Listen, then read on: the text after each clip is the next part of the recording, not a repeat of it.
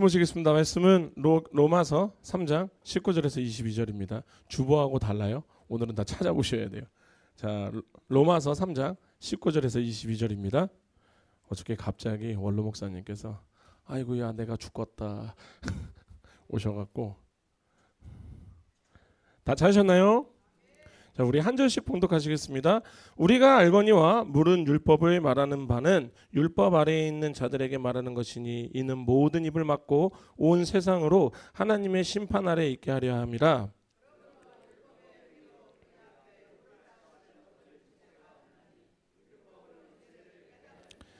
이제는 율법에는 하나님의 한 의가 나타났으니 율법과 선지자들에게 증거를 받은 것이라. 곧 예수 그리스도를 믿음으로 말미암아 모든 믿는 자에게 미치는 하나님의 의인이 차별이 없느니라. 아멘. 기도하시겠습니다. 할렐루야. 거룩하신 주님, 예수 그리스도의 이름으로 지금 이 시간 온전히 우리가 주님만으로 의지하게 하여 주시옵소서. 온전히 예수 그리스도의 이름만으로 우리가 구원받음을 지금 이 시간 오늘 예배를 통하여서 확정하게 하여 주시옵소서. 그리하여 사도 바울이 말하였던 다른 복음, 구원에 예수 그리스도 외에 다른 것이 구원의 조건이 된다라는 그 말도 안 되는 그 모든 것들 이번에 이 시간 하나님께서 정확하게 정리하여 주사 온전히 하나님만 믿고 예수 그리스도만을 바라보게 하여 주시옵소서. 전하는 입술 너무나도 부족합니다. 주님께서 붙잡아 주시고 세상에 있는 쓸데없는 말하지 않는 입술 되게 하여 주시옵소서. 듣는 귀 주님 붙잡아 주셔서 하나님의 말씀만, 하나님의 그 음성만 듣게 하여 주시옵소서. 온전히 주님께 모든 것을 맡깁니다. 예수 그리스도의 이름으로 기도드립니다. 아멘. 임마누엘.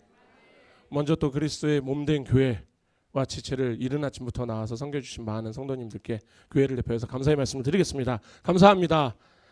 아멘. 자, 어저께 이제 임나엘이라고 아들내미가 아빠 목욕탕 가자 그래서 목욕탕을 갔다가 또 거기에서 또 굉장히 저희 김발킴 지사님하고 되게 친해졌단 게요. 가서 목욕하고 있는데 김발킴 지사님 계셔갖고 하지만 우리는 에덴에서 만났기 때문에 우린 에덴에서 보시기에 좋았더라의 모습으로 서로가 배웠고 너무나도 좋았어요. 그래갖고 문득 이제 나오면서 이 생각을 했어요. 우리 남전도회하고 한번 와야 되겠는데? 청년부 남자들하고도 한번 와야 되겠는데? 라고 생각이 들었어요. 그래서 오늘 아침에 딱 우리 김학기 집사님 딱 뵀는데 너무나도 기쁜 거예요. 임마누엘 하면서 그죠? 에덴에서 만났기 때문에 어쨌든 그렇게 해서 딱 나왔는데 갑자기 전화가 또 와 있더라고요. 원로 목사님이신데 원로 목사님이 아프리카 가시기 전에 그 예방 접종 백신을 맞아야 되는데 그걸 맞으면은 몸살이 와요. 이제 그 확률적으로 우리 청년들은 아무렇지도 않은데 우리 원로 목사님은 며칠 지나고 나서 지금 몸살이 오셔갖고 연락이 와서 그래서 이제 저 또한 오늘 이 자리에 섰습니다. 그런데 사실은 제가 하나님께 좀 뭔가를 기도를 했었어요. 왜냐하면은 지난주에 있는 말씀과 이번 주에 있는 말씀이 한 번에 묶여서 가려면은 좀 연달아 했으면 좋겠는데 아이고 하나님 아쉽네요 하고 있는 순간에 갑자기 원로 목사님이 아프셨다. 그래서 이게 혹시 근데 그럴 일은 절대 없고요. 어쨌든 그렇게 알고 계시면 될 것 같습니다. 자, 먼저 우리 지난 시간에 로마서 3장 9절에서 18절을 통해서 우리는 이제 인간의 본질을 봤어요. 그죠? 우리의 본질이 바로 뭐였냐? 그러니까 이것을 들으시고 어떻게 생각하셨는지는 모르겠어요. 나는 그 정도까지는 아닌데, 나는 그런 사람은 아닌데 라고 생각하시는 분들도 계실지도 모르겠는데 안 계실 거라 믿습니다. 그래서 설교를 준비하는 저도 설교를 준비하는 내내 저의 끝을 봤던 것 같아요. 나도 이런 자, 나도 하나님이 보셨을 때는 나도 이것밖에 안 되는 자. 그렇게 이제 바울이 유대인과 이방인들 모두 포함해서 뭐라고 얘기했다? 모든 사람이 죄 아래에 있다라고 선언을 했어요. 근데 이 선언은 그냥 단지 죄를 몇 가지를 나열하는 정도가 아니라 인간의 전인격적, 그러니까 생각, 감정, 의지, 말, 행동 이 모든 것들이 다 뭐에 물들어 있다? 죄에 물들어 있다라는 전적인 진단을 받은 거예요. 그렇게 의인은 없나니 하나도 없으며 하나님의 기준에선 인간은요 하나님의 기준에서는 단 한 사람도 아브라함조차도 의롭지 않아요. 그와 더불어서 하나님을 찾는 사람도 없고 깨닫는 자도 없으며 우리의 본성이 하나님을 향할 마음이 있다 없다? 없다. 마지막으로는 그들의 목구멍은 열린 무덤이여 그들의 입은 독사의 독이 있고 그들의 발은 피를 흘리는 데에 빠르다. 본질적인. 그러니까 우리들이 본질적인 죄 아래 사는 인간들의 언어와 행동과 삶의 방식이 죄로 말미암아 철저하게 처절하게 타락되어 있음을 강력하게 주장하고 있는 게 지금 사도 바울인 거예요. 혹시 사도 바울에게 반박하고 계신 분이 계시면은 천국 가서 반박하시면 될 것 같아요. 사도 바울님 와보세요. 얘기하시면 될 것 같아요. 자, 그런데 그러니까 결론적으로 이런 자들은 뭐예요? 우리가 하루 강아지 범 무서운지 모른다고 하잖아요. 하나님 무서운지 모르니까 까부는 거예요. 이게 바로 죄의 최종적인 본질이에요. 하나님을 경외하지 않는 것. 하나님이 안 무서운 거예요. 그러니까 이것은 뭐냐면 단순히 도덕적 실패를 이야기하는 게 아니에요. 하나님 앞에서 인간은 스스로 구원할 수 없다라는 철저하게 무기력한 존재라는 것을 지금 완전 사도 바울이 꽝꽝꽝 해서 선언하는 거예요. 너네 가능성 없어. 너네가 무엇을 해도 너희들은 구원을 할 수 없어. 그런데 문제가 뭐냐면 여기에서 우리는 기쁨을 받죠. 이것이 끝이 아니라 나의 꼬라지를 제대로 알게 된 순간 그 순간이 바로 그 안에서 그 자리에서 복음이 싹이 트는 거예요. 그러니까 뭐냐면요. 나는 괜찮아요 하면은 복음이 필요 없다라는 거예요. 그런데 나에게는 아무런 소망이 없습니다. 라는 자리에 그 자리에서 복음의 싹이 튼다라는 거예요. 복음이 빛을 발한다라는 거예요. 그리고 이제 오늘의 본문을 나누려고 합니다. 우리의 본문을 보면서 우리가 보통 흔히 나는 누구인가? 라는 이렇게 질문을 할 때 보통적으로 본능적으로 이렇게 얘기를 해요. 자기의 가치나 정체성을 굉장히 긍정적으로 정리를 하려고 하거든요. 사람은. 그래서 이제 우리 기독교인들은 어떻게 얘기하냐면 나는요 하나님의 형상대로 지음받은 자예요. 나는 존귀한 자고요. 왕 같은 제사장이고요. 등등등등 이렇게 말을 굉장히 잘하신단 말이죠. 그래서 저는 이 말이 틀렸다라는 게 아니에요. 그런데 문제가 뭐냐면은 우리가 하나님의 거룩하신 율법 앞에 섰을 때 과연 지금 내가 했던 말이 과연 나의 이 정체성의 정의가 그 율법 앞에 섰을 땐 유지가 될 수 있을까요? 있을까 없을까요? 없다라는 거예요. 그래서 지난 시간에 바울이 우리를 하나님의 법정으로 데려갔어요.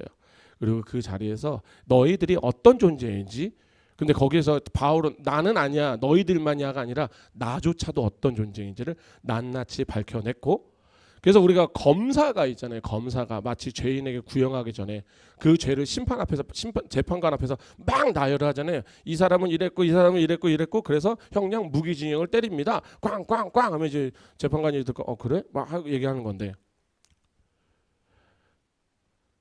그렇게 이야기함으로써 그 누구도 예외가 없이 하나님 앞에 설 때에는요 입을 막을 수밖에 없다라는 거예요. 심판 아래 놓일 수밖에 없는 존재라는 것을 선포를 합니다.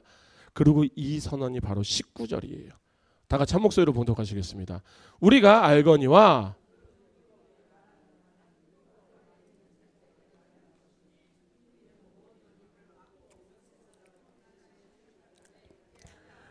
아멘. 여기서 바울은요 율법이 인간을 구원하는 도구가 아니라 오히려 인간의 죄를 드러내는 스스로를 변명하지 못하게 하는 역할이라는 것을 정확하게 말해요.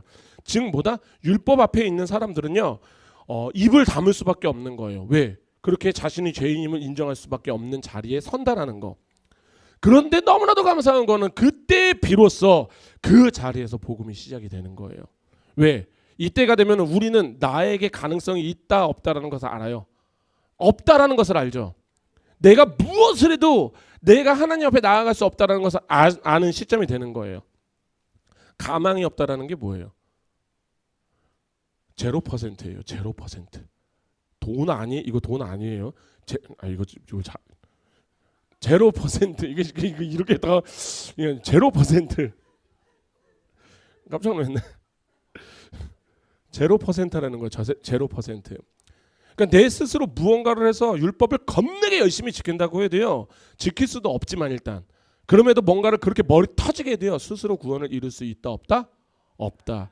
고로 이제부터 내가 살 수 있는 방법이 어디에 있나를 우리는 찾아야 되겠죠. 근데 마침 앞에 예수님이 계시는 거예요. 아멘. 그 예수로만 우리가 살아날 수 있다는 것을 인정하게 되는 거. 왜? 내가 스스로 아무것도 할 수 없다는 걸 인정할 때 비로소 나의 의를 내려놓고 나의 확신을 내려놓게 되고 그렇게 은혜를 구하는 자리로 나아가는 거예요. 제가 그래서 율법은 뭐라고 했어요? 우리를 율법을 주신 이유는 너네들 율법 다 지켜서 천국 가라는 게 아니라 율법을 너희들이 지킬 수 없음을 너희가 알기 때문에 고로 뭐하라? 항복하라. 항복이 뭐예요? 우리가 보통 전쟁 영화를 보게 되면은 전쟁 영화 많이들 보시죠. 아 역시 우리 이성영 목사님 최고. 저도 많이 봐요. 근데 대답 안 하신 분들은 마치 우리 목사님은 또 많이 영화 보시는구나라고 생각할 수 있는데 어찌됐든 이런 거예요. 우리가 전쟁 영화를 볼 때 두 손을 들고 나가죠. 그러면서 그들에게 얘기하는 거예요. 살려주세요. 살려주세요. 살려주세요. 그리고 그때 하나님께서 우리를 살리신다라는 거예요. 이게 복음이라니까요. 복음이 다른 게 아니에요. 기쁜 소식 뭐냐? 예수님이 죽은 이유가요. 바로 뭐냐면은 너희들은 할 수 없기에. 내가 너희를 선택하였는데 선택한 너희들이 할 수 없기에. 그래서 내가 가는 거야. 그냥 바로 뭐예요? 이 자리가 바로 복음의 빛이 나기 시작하는 출발점이 된다라는 거예요. 아멘. 그렇기 때문에 바울은요 오늘 본문을 통해서 율법주의자들, 율법 얘기하는 사람들을 아예 까불지 못하도록 율법이 무엇을 하며 복음이 무엇을 하는지를 정확하게 구별하는 말씀이 바로 오늘의 말씀이에요. 자, 우리가 다시 19절에서 20절까지 다시 한번 읽겠습니다. 우리가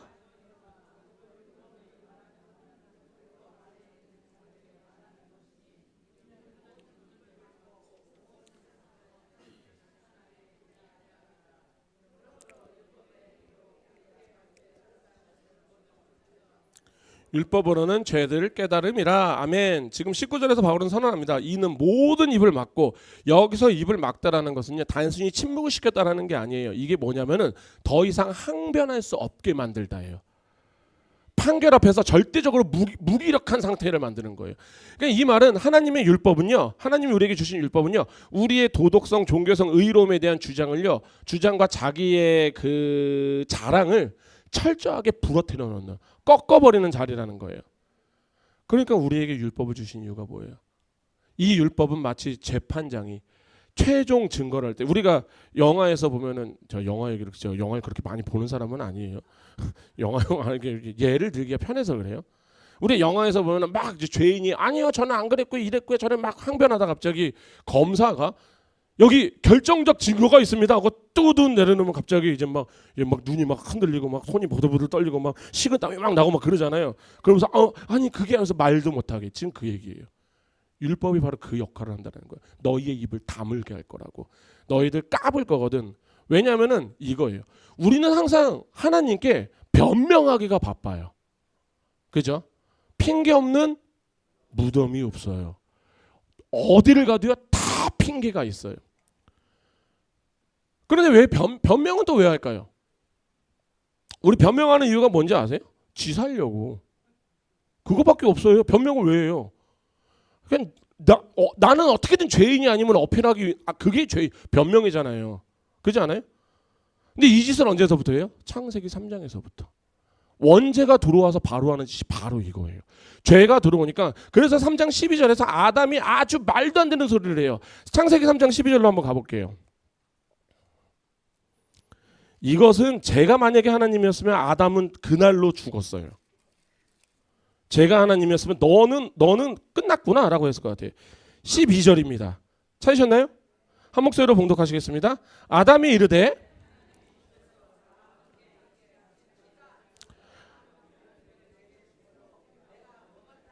아멘. 이거 지금 보이세요? 지 살겠다고? 아담이 이르되 하나님이 주셔서 나와 함께 있는 여자가 그가 나무 열매를 내게 주었으므로 내가 먹었나이다. 이게 뭐예요? 내가 죄를 지은 이유가 뭔지 아세요? 하나님이 저 여자를 저에게 줬잖아요. 아니 저 여자만 없었으면 나 죄 안 졌다니까요. 하나님이 저 여자 줬잖아요. 그러니까 이게 원망이요. 자기를 변명하는 수준을 넘어서요. 이제 하나님을 원망하는 거예요. 왜 주셔갖고 이 지경을 만들어요 당신이. 나 미치겠네. 안 주셨으면은 이런 일 없다고요. 하나님이 주신 여자가 심지어는 그 여자가 또 나를 먹였네요. 나는 아무 죄 없어요. 아우 죄라고 있으면은 먼저 1차적으로는 하나님의 2차적으로는 저 여자예요. 저놈의 예편내가 하면서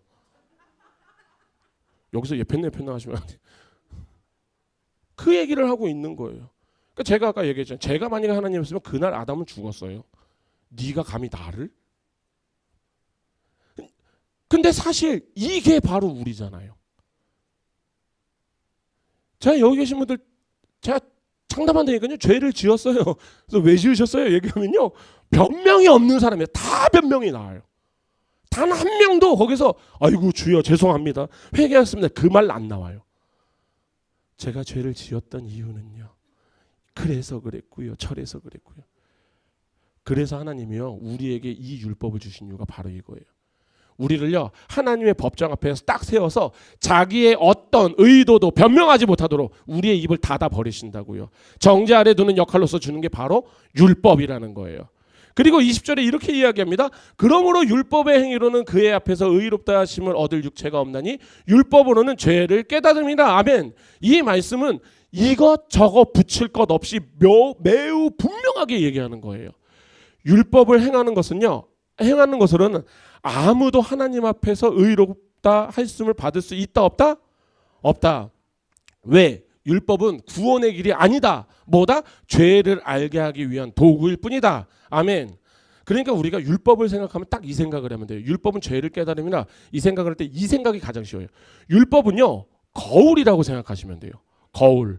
그러니까 우리가 밥을 정신없이 먹다가 우리 배고프면은 배고파 죽을 것 같으면서 막 밥 먹고 밥 다 먹으면 또 배불러 죽을 것 같아 막 이러고 막 그죠? 이상한 논리. 저는 이 생각을 해서 제가 이거 막 이렇게 해서 막 이제 타이핑을 하다가 진짜 우리 이상하구나. 왜 그래요? 그런데 딱 그 생각을 했어. 우리는 정말 죽을 수밖에 없는 존재라는 것을 하나님이 우리 DNA에 각인시켜놨구나. 왜냐하면은 우리는 더워도 죽을 것 같아요. 추워도 죽을 것 같아요. 더러워도 죽을 것 같아요. 바퀴벌레 보면 깜짝 놀라서 죽을 것 같고요. 그냥 뭐만 해도 다 죽을 것 같아요. 이래도 죽을 것 같아. 저래도 죽을 것 같고. 그러니까 박아 놓으신 것 같아요. 우리는 그냥 죽을 것 같고. 그냥 우리는 그런 존재인 것 같아요. 어쨌든 자 이거 이제 웃자고 얘기하는 거고.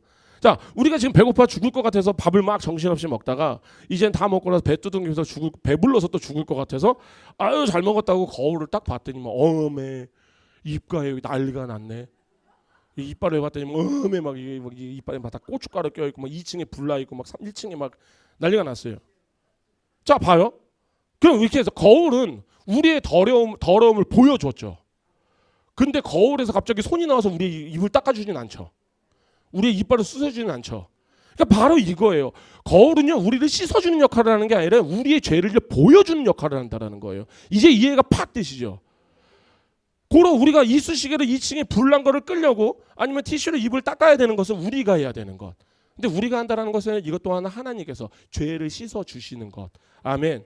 그러니까 뭐냐면은 이 율법은 죄를 고발할 수는 있지만 죄를 제거하거나 용서를 할 수는 없다라는 거예요. 근데 뭐예요? 이 죄의 자각은 율법을 통해서 주어지는데 이 죄의 해결은 어디에서 통한다? 복음을 통해서만 해결이 된다라는 거예요. 아멘. 그래서 갈라디아서 3장 24절에서 이렇게 얘기합니다. 갈라디아 3장 24절이요. 제가 읽겠습니다. 이같이 율법이 우리를 그리스도께로 인도하는 초등교사가 되어. 아멘. 여보세요? 이같이 율법이 우리를 그리스도께로 인도하는 초등교사가 되어 우리로 하여금 믿음으로 말미암아 의롭다함을 얻게 하려 함이라. 아멘.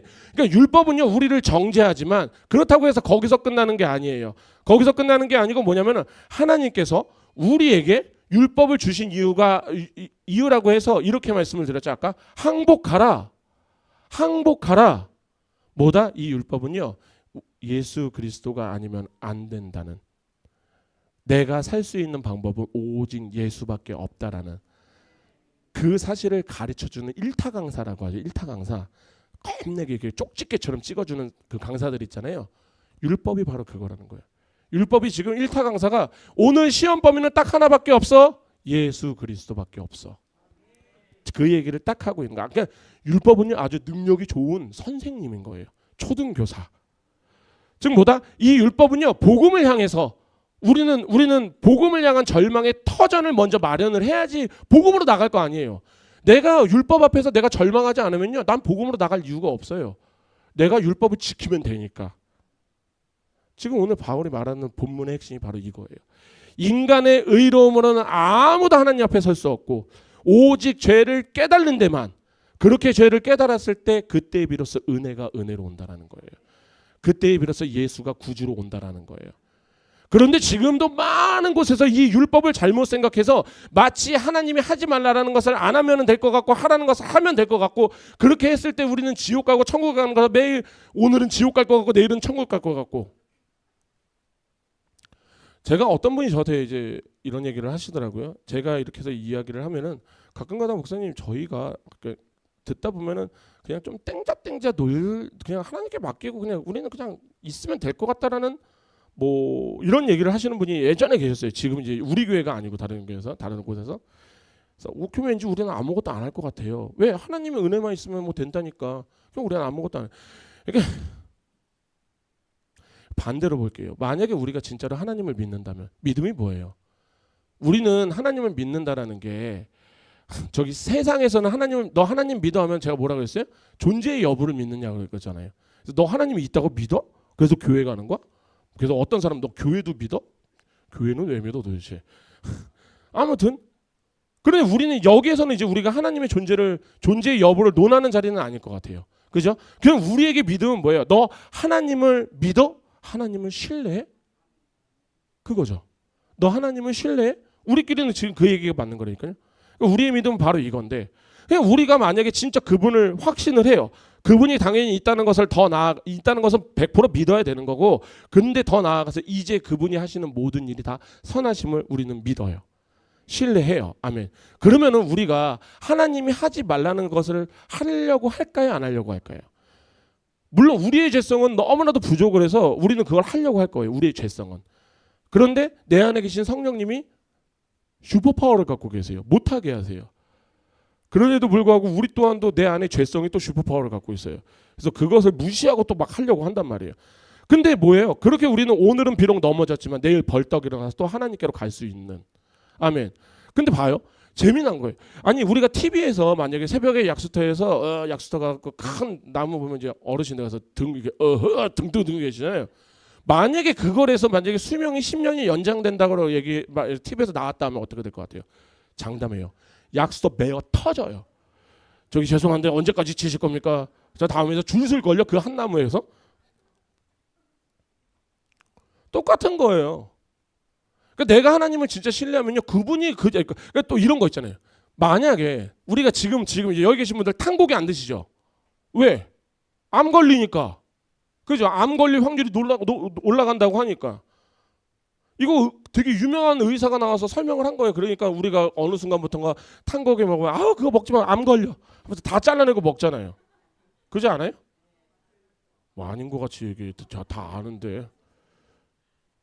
근데 제가 물어볼게요. 우리가 그 의사를 신뢰를 진짜 하니까, 그러니까 하나님이, 우리가 진짜 하나님을 진짜 신뢰하면 하나님이 따라다니면서 야 하지마, 도시락 싸들고 다니면서 하지마. 그렇게 해서 우리가 안 해야 되는 거예요? 혹시 탄 거 먹으면 암 걸린다라는 교수님이 여러분들 다 따라다니세요? 안 따라다니죠. 그런데 우리는 왜 그렇게 해요? 그분을 신뢰하니까. 연구 결과가 그렇게 나왔다고 하니까. 그러니까 자체적으로 우리는 그렇게 진짜, 그렇다고 해서 우리가 정말로 100% 탄고기를 안 먹는 건 아니죠. 그죠? 안 먹는 건 아니잖아요. 그러니까 이게 바로 죄라니까요. 우리는 하나님이 하지 말라는 것을 안 하는 자들이에요. 하라는 것을 하는 자들이에요. 그런데 문제는 뭐다? 우리의 죄성이 때로는 탄고기를 먹는 것처럼 어머 이거 아까운 거야 하면서 이렇게 해서 그래도 이거 먹어야지 피가 되고 살이 되는 거야 막 이러면서.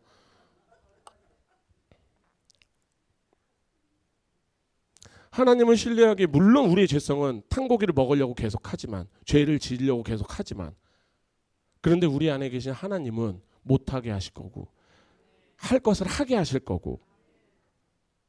그러니까 우리가 진짜 하나님을 신뢰하면요, 이렇게 되는 거예요. 제가 도덕적으로 여기 계신 분들 그냥 대충 사세요. 왜? 우리 구원 받았으니까 대충 살아도 돼요. 근데 진짜 하나님을 믿잖아요. 대충 살 수 있는 분이 아무도 없어요. 없다라는 거예요. 그러니까 제가 이렇게 설교했을 때 어떤 분이 와서 그 도덕적 불감증? 저는 그분 와서 앉아보세요. 그분 저한테 2시간 얘기 듣다 귀에서 피 나오고 갔어요. 그래가지고 아멘 하고 갔어요. 예전에. 그런데 만약에 내가 율법을 통해서 하나님께로 간다라고 생각을 하면 무슨 일이 생길 것 같아요? 하나님을 못 볼 확률이 굉장히 커요. 왜? 나는 이것을 지금 행해야지 내가 구원을 받거든요. 그러니까 이건 왜 눈이 돌아오는 게 있을까요? 눈에 들어오는 게 있을까요? 없다니까요. 그게 바리새인이고 서기관들이었어요. 이들은 어때요? 율법을 지키는 거에 급급했던 자들. 그러니까 진짜 이 하나님이 오셨어요. 진짜 메시아가 왔는데 메시아가 눈에 안 들어와요. 왜? 난 지금 당장 이걸 해야 되거든. 그러니까 그 사람들이 무슨 짓을 해요? 오히려 찾아가갖고 메시아한테, 예수님한테 왜 율법을 안 지키냐고 막 손가락질을 막 사태질을 하는, 거품 물고 달려드는. 그러니까 우리가 율법주의자가 된다는 게 바로 이런 거예요. 제가 사실은 우리 교회가 그런 이해하기 편한 상황이 하나가 딱 있어요. 뭐냐면은 우리는 지금 이제 그런 분들이 안 계신데, 예전에 보면 행위 기도한다, 주님의 기도한다, 털어야 한다 해갖고 하루 종일 그것만 하고 계시는 분들 계셨어요. 그런데 그분들의 특징이 뭔지 아세요? 그게 전부예요. 그것만 해요. 안 해요, 다른 거. 심지어는 치료가 다 끝나서 이제 일상으로 돌아가서 열심히 살고 있는 사람들을 갖다 가서 정죄하기 시작해요. 너 왜 안 해? 너 왜 안 해? 너 왜 안 해? 너 왜 안 해? 저는 지금 행위 기도를 하지 말자, 주기도만 하자 이런 소리가 아니에요. 저는 행위 기도한 후에 우리가 다 부셔요. 부시는 기도 막 열심히 해요. 그러고 나서 하나님 앞에 딱 나와서 기도 빡세게 하자라는 거예요. 그게 맞잖아요. 그런데 행위기도를 겁나게 열심히 하고 행위기도만 하더니 딱 끝나고 땀 삐질삐질 흘리면서 사우나 한 것 같은 느낌? 하고 싹 가요. 예전에 어떤 사람 저한테 잡혔어요. 일로 오세요. 일로 오세요. 지금 뭐 하시는 거예요, 당신? 지금 하나님 앞에 나아갈 준비는 다 해놓고, 준비만 해놓고 하나님이 이제 그래 이제 와서 이제 기도하자, 나하고 이제 이야기하자 하고 있는데 하나님 이제 저는 준비 끝났으니까 집에 가서 샤워해야 돼요. 그러고 싹 가버리는. 그렇기 때문에 저는 행위기도 후에요, 하나님과 더욱 깊은 기도로 들어가는 거 적극 권장합니다.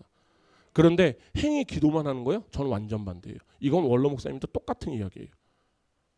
근데 여하튼 지금 이제 우리는 이제 그런 분들이 안 계시니까. 그런데 왜 그런 분들이 왜 생길까요? 왜? 그거 안 하면 지옥 갈 것 같으니까. 그거 해야지 천국 갈 것 같으니까. 그냥 그것만 붙들고 있는 거예요. 그것을 해야 나는 오늘도 깨끗하고 난 내일도 깨끗해질 것 같고. 그런데 지난 시간에 바울이 우리에게 내린 죄목이 뭐예요? 의인은 없나니 하나도 없느니라. 니들 다 죄인이야. 아무도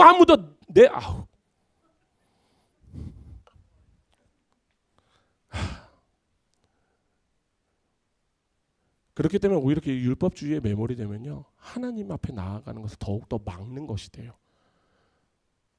그런데 문제는 이거예요. 이것보다 더 큰 문제가 있어요. 어떤 문제인지 아세요? 하나님의 존재 자체를 부정하게 돼요. 하나님은요 완전한 분이세요. 예수님은요 완전한 분이세요. 성령님은 완전한 분이세요. 근데 만약에 내가 율법으로 구원을 받으려면 그 순간에 하나님을 완전히 불완전한 요소로 만들어 버리는 거예요. 그러면 율법으로 구원을 받는 십자가의 공로는 왜 있어요? 예수님이 왜 있어요? 그렇지 않아요? 예수님이 십자가에서 뭐라고 하셨어요? 내가 다 이루었다. 그런데 이 말씀이 어느 순간 내가 어느 정도 해놨으니까 너희가 경건하게 하루에 2시간씩 예배 기도해야 되고 교회 출석 잘하고 봉사해야 되고 뭐 해야 되고 그렇게 헌신을 쌓아서 구원을 이루라 이렇게 얘기하셨나요? 아니라니까요. 예수님은 분명히 딱 한마디 하셨어요. 내가 다 이루었다. 아멘. 그때 비로소 우리의 구원은 다 이루어졌다고요. 물론 우리는 지금 현재 진행형으로 살고 있잖아요. 그러니까 우리는 계속 사단과의 싸움이 있고 힘든 거예요. 그러니까 왠지 모르게 우리 여기 계신 분들 다 한번 생각했잖아요. 나는 선택받은 백성이 맞나? 저도예요. 저도 가끔가다 정신 놓고 있다가 가끔 생각하면 난 목사가 맞나?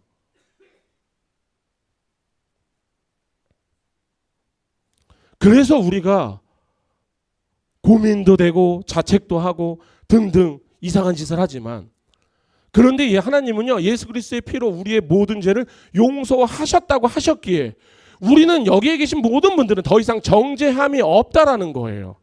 아멘. 그럼 뭐다? 율법은요 도덕과 윤리를 이야기하는 것이 아니에요. 그러므로 말미암아 너희가 죽었다 깨어나도 이 율법으로 구원을 받을 수 없으니 우리를 구원할 수 있는 분이 누구예요? 예수 그리스도께로 나와 두 손 들고 항복하고 나와서 얘기하라. 살려주세요. 살려주세요. 저를 살리실 게 하나님밖에 없습니다. 전적 의탁.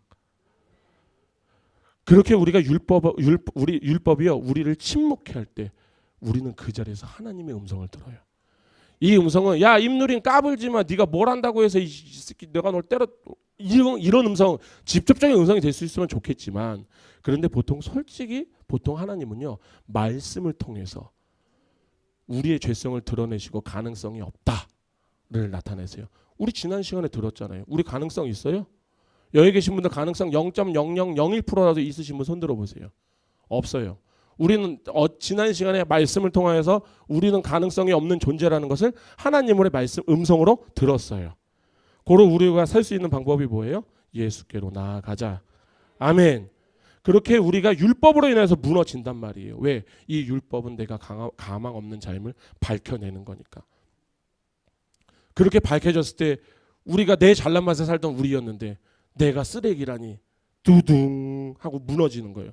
그런데 그때 무너질 때 그 자리에서 뭐가 쓴다? 복음이 쓰는 거예요. 복음의 십자가가 쓴다고요. 또한 어떤 애들은 이렇게도 이야기를 합니다.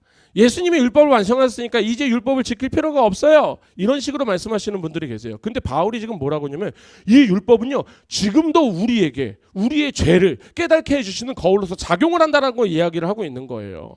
그럼 우리가 이 율법을 등한시 여기면 될까요? 안 될까요? 안 되는 거예요. 그럼 우리가 지금 이 율법을 하나부터 열까지 다 지켜야 되겠죠? 지켜요? 못 지키죠. 하지만 우리는 지키려고 노력을 해야 되는 거예요. 그런데 지키려고 노력을 한다는 것은 우리가 정말 이상하게 이해를 할 때가 많아요. 뭐냐면 이런 거예요. 자, 우리가 지키려고 노력을 하면 우리는 사실 할 수 있는 게 하나가 있죠.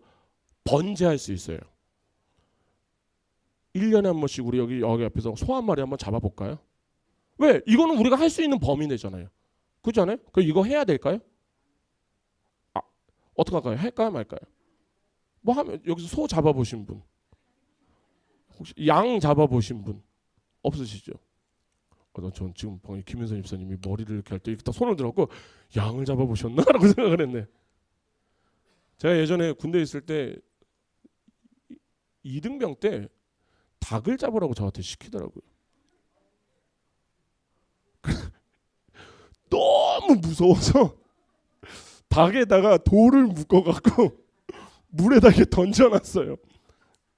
너무 무서워서. 제가 장난에 여기 계신 분들 소 잡을 사람 아무도 없어요. 자, 그럼 뭘까요?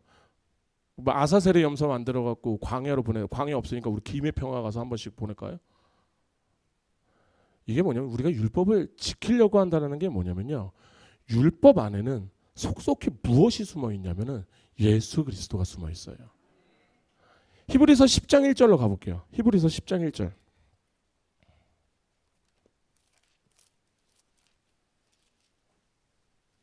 히브리서 10장 1절입니다. 다 찾으셨나요? 한 목소리로 봉독하시겠습니다. 율법은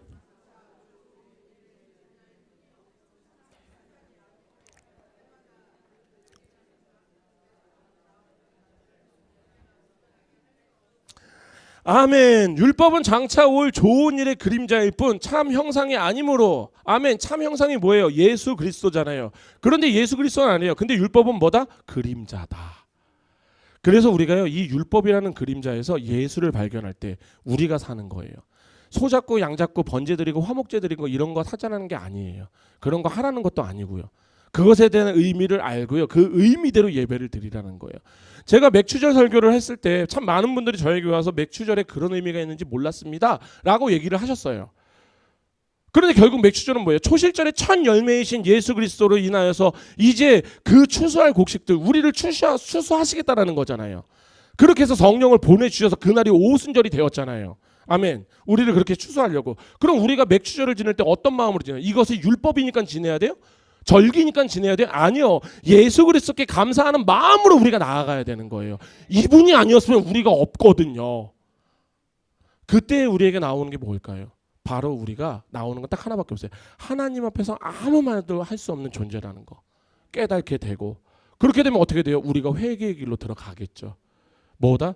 그러니까 율법은요, 죄를 지을 수는 없지만 우리에게 복음이 왜 필요한지를 알려주시는 일타 강사 같은 선생님이에요. 아멘. 자, 이제 율법에 대한 기능을 좀 아셨을 것 같아요.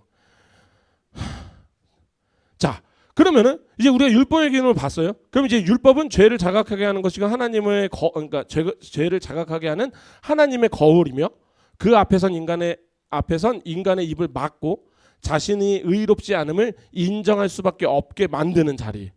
그리고 그 자리에 섰을 때 21절의 말씀. 바울은요, 복음의 중심을 꿰뚫는 한 문장을 딱 말씀하는 거예요. 뭐냐면은 이제 복음의 시작, 구원의 시작이 선포됐다는 것을 정확하게 이야기하는 거. 21절입니다. 우리 한 목소리로 봉독하시겠습니다. 이제는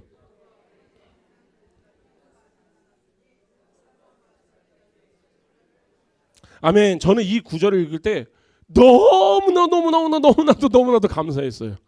너무나도 이런 감동이 없었어요. 지금 이 말씀은 우리가 발견해야 되는 성경 전체를 통틀어서 가장 놀라운 단어가 두 단어가 있어요. 이게 개역개정에서는 이제는이라고 시작을 하거든요. 그런데 이게 원어로 보면은 그러나 이제는이에요.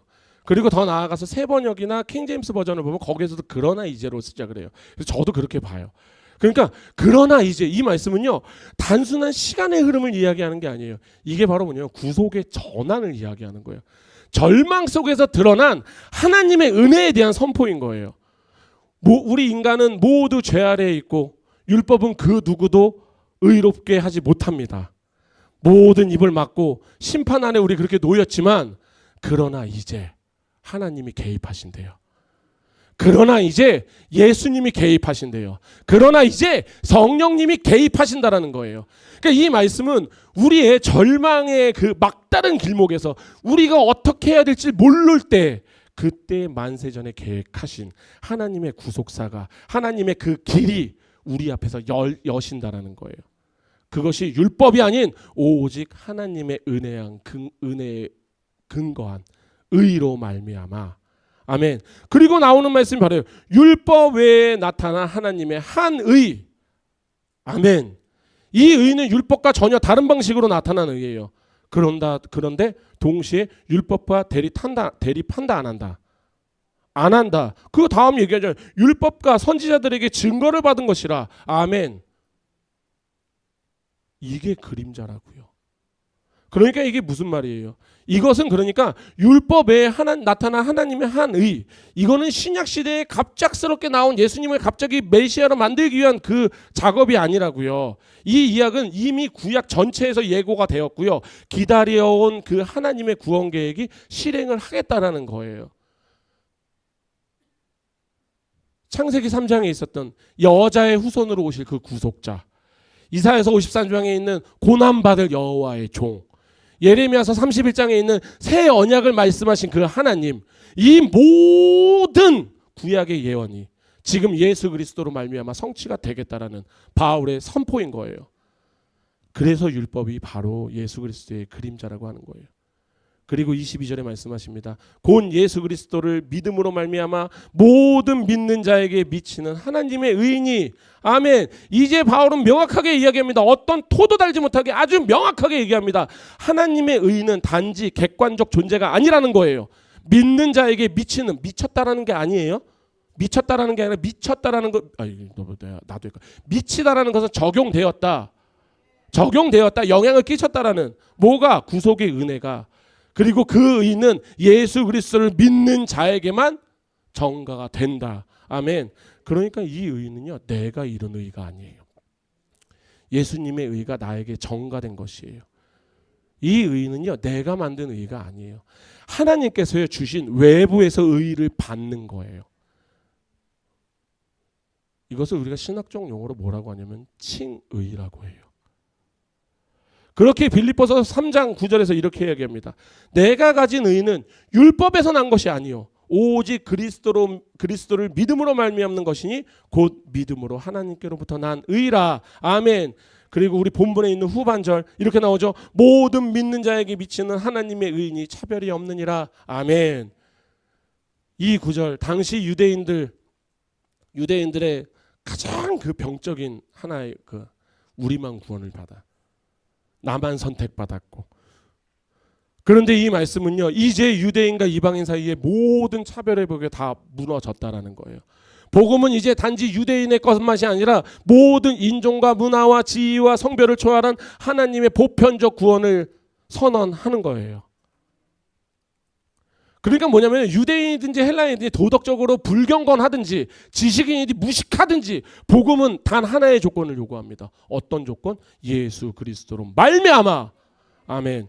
이것이 바로 로마서 1장 16절에서 바울이 선포했던 복음의 능력이에요. 복음은 모든 믿는 자에게 구원을 주시는 하나님의 능력이라. 아멘. 만약 우리가 율법을 행하여서 구원을 받는다면 십자가 위에서 같이 달렸던 그 두 강도 있잖아요. 그 중에 한 강도가 어떻게 될 것 같아요? 그 사람은 할 말이 없는 자예요. 그 사람은 심지어 강도들이 예수님을 조롱하였다라고 한 거 보면은 십자가에 달렸을 때 맨 처음에는 같이 예수님을 조롱하던 자예요. 그런데 갑자기 하나님의 의가 전가가 되니까 갑자기 예수님이 구세주로 보인 거예요. 이분이 아니면 내가 살 수가 없는구나 보인 거예요. 이분이 천국 가면 어떻게 돼요? 우리가 보통 천국 가면 다들 권사님들 있고 장로님들 있고 목사님들 있고 전도사님들 있고 집사님들 있고 다 그럴 것 같잖아요. 이분 갔을 때 가면서 어유 어서 오십시오 환영합니다 라고 했는데 갑자기 근데 밑에 있을 때 뭐 하셨었어요? 예. 아니 어디에서 장로님이셨나? 예. 안수 집사님이셨구나. 예? 죄송하지만 저 강도였는데요. 뭐요? 강도였다고요? 아니 뭐야? 어머 해괴망측하게 강도가 왜 여기 와서 이럴까요? 거기서? 예수님을 믿으셨군요. 환영합니다. 만약에 이 땅의 직분으로 이 땅에서 행위 율법 이걸 통해서 그걸로 구원을 받았으면 이분은 천국 가서서 왕따 당해요. 아무것도 한 게 없어요. 심지어는 죽기 직전에 예수님을 같이 조롱됐던 자예요. 그런데 이 자가 왜 천국 갔어요? 단 하나예요. 예수 그리스도를 믿음으로 말미암아. 우리 지금 어떻습니까?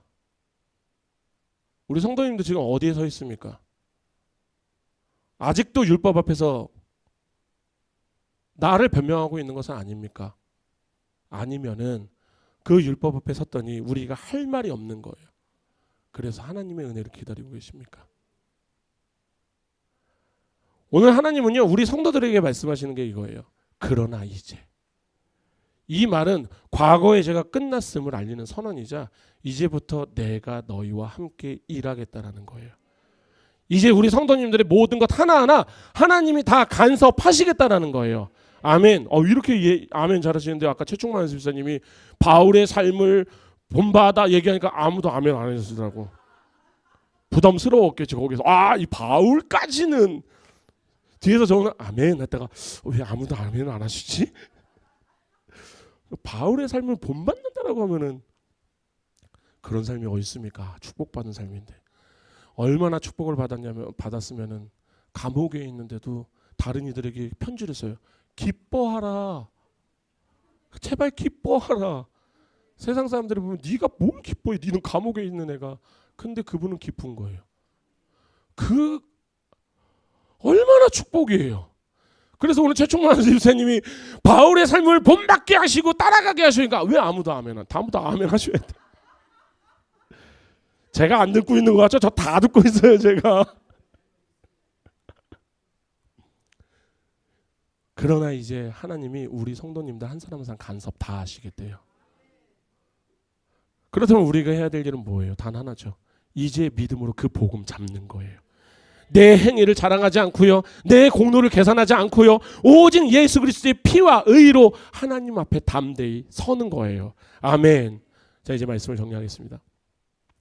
제가 너무나도 사랑하는 우리 주사랑교회 우리 성도님들, 저는 오늘 이 말씀을 보면서 두 가지의 대조적 자리를 봤어요. 뭐냐면은 하나는 율법 앞에서 우리의 입을 막고 우리가 다 무너지는 자리예요. 그런데 또 하나의 자리는 뭔지 아세요? 그 자리에서 복음의 앞으로 하나님의 은혜 앞에서 다시 쓰는 자리가 돼요. 율법은 우리를 구원하지 못합니다. 그러나 율법은요, 우리의 죄를 고발하고 하나님의 공의를 드러내며 스스로 구원을 받을 수 없는 존재라는 것을 깨닫게 합니다. 우리가 그때 하나님께 나아간다면 그 자리는요, 무너지는 자리가 아니라 복음으로 다시 서는 자리가 될 겁니다. 왜냐하면 하나님이 바로 그곳에서 우리를 버리시지 않으시고 말씀하십니다. 그러나 이제 내가 너희들의 모든 거 다 참견해 줄게. 아멘. 그러라고 예수님 보내주셨어요. 히브리서 10장 19절에서 20절이에요. 히브리서 19, 이거 마지막 찾아보고 끝내볼게요. 히브리서 10장 19절에서 20절입니다.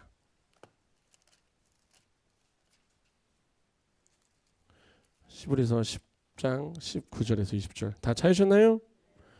한 목소리로 봉독하시겠습니다. 그러므로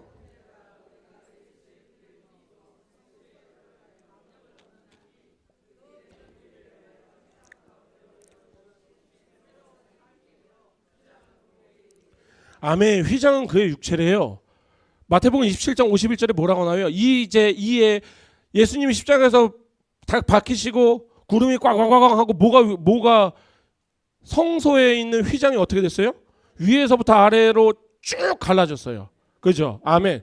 근데 여기서 히브리서 10장에서 뭐래요? 그 휘장이 그의 육체라. 아멘.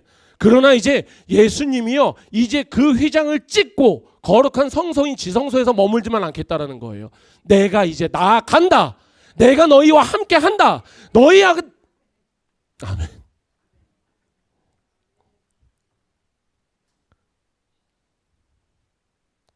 참 축복받았어요. 하나님이 그 몸 찢으시고 나오셔서 우리 한 사람 한 사람에게 다 가셨대요. 우리가 뭐라고? 지난주 이야기한 것처럼 우리는 그런 죄인인데, 우리는 그 하나도 하나님 앞에 갈 마음조차도 없는 그들이었는데, 근데 하나님이 우리가 너무 안 오니까 내가 갈게. 내가 이제 갈게.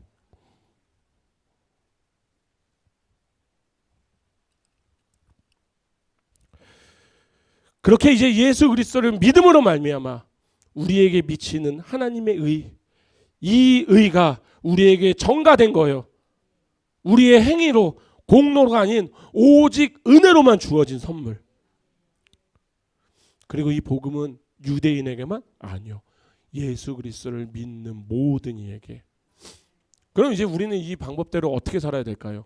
이게 가장 중요한 거잖아요. 하나님의 백성 어떻게 살아야 될까요? 제가 몇 가지만 딱 말씀을 드릴게요. 첫 번째, 더 이상 우리는요, 자기의 의를 주장하지 않고 오직 하나님의 은혜로만 살아가야 되고 자랑해야 돼요.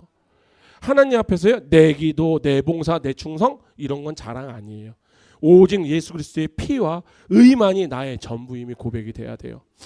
제가 아까 말씀드렸죠. 우리의 입술에서 나는 괜찮다라는 것이 나오는 것, 나는 괜찮아. 나는 괜찮아. 이것이 내 의가 아니라 정말로 내가 하나님 안에서 괜찮다라고 느껴지면은 우리는 어떻게 하는지 아세요? 다른 곳을 보기 시작해요. 왜? 난 괜찮으니까. 바울이 그래서 목숨을 걸 수 있었던 거예요. 왜? 난 괜찮으니까. 난 지금 죽어도 상관이 없으니까. 나는 하나님께 가도 되니까. 갈 수 있는 존재니까. 그런데 저기 남아있는 저들.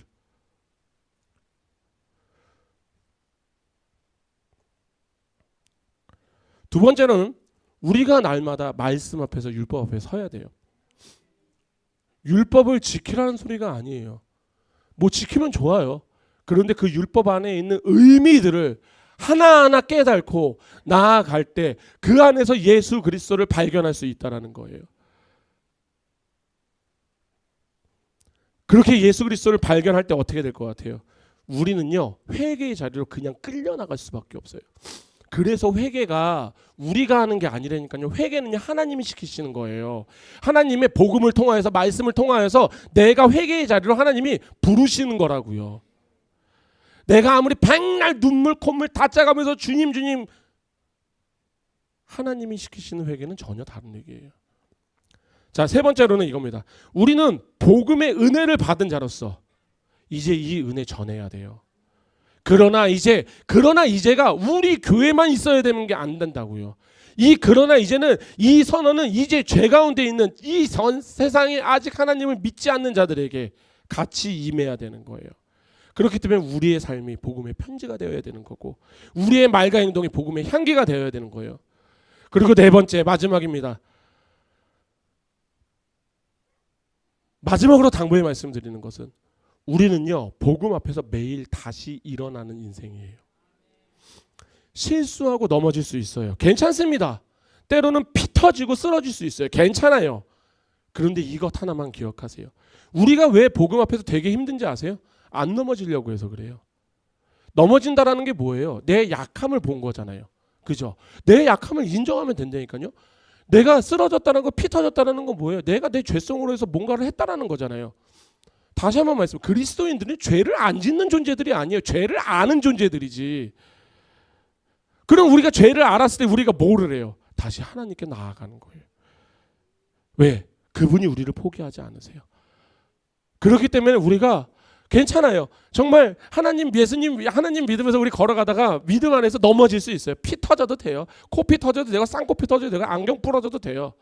근데 그때 제발 부탁인 것은, 지난주에 제 나엘이 한번 핑계대면 나엘이로 예를 한번 들었죠. 그렇게 피 철철났는데 죽어 하다가 데일밴드 붙이면 피만 안 보이면 괜찮네? 하고 뛰어다니는 거 똑같아요. 그때 일어나서 예수께로 다시 오세요. 그런데 문제가 뭔지 아세요? 이게 너무 어렵다라는 거예요. 그죠? 반대로 이게 또 제가 말씀드린 어렵지 않을 수도 있어요. 이 문제는 딱 하나의 문제거든요. 내 자신이 사라지면 돼요. 그런데 내 자신이 안 사라지려고 하니까 이게 미치고 한장 팔딱 뛰는 문제가 되는 거예요. 그러나 이제 하나님께서 하신답니다.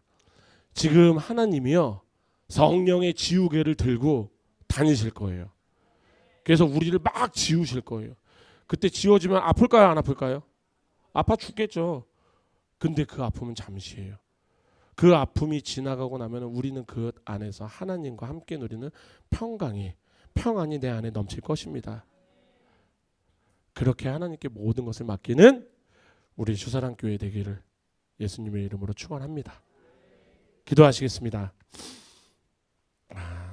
사랑과 은혜 하나님 아버지, 오늘도 우리에게 말씀을 하셔서 감사합니다.